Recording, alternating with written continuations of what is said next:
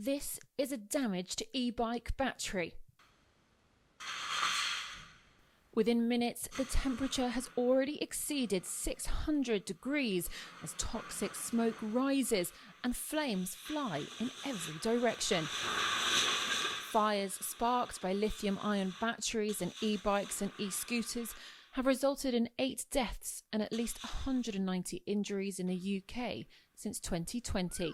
In London, the fire brigade has attended an e-bike or e-scooter fire once every 2 days. Experts say these fires are preventable and blame cheap, unregulated or damaged batteries and bad chargers for the blazes. If you treat them with respect and use them properly, they're not going to burst into flames. That's just not going to happen.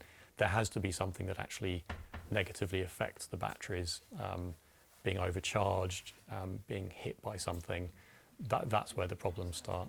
At the moment, there's a difference between what would be the branded and acceptable quality offerings on the market versus the temptation to buy stuff that seems to be cheaper, but actually you're getting considerably less product for it. We have traceability of our batteries all the way down to the cells that are used to make those batteries, I think, and those cells are safe and built to a certain safe specification. So if you buy any of these other bikes, they will have the same traceability of the individual cells.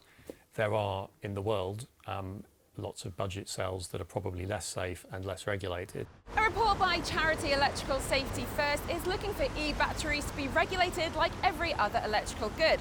But services like London Fire Brigade are working with e-sellers to ensure that people understand what they must do if they have an e-battery at home.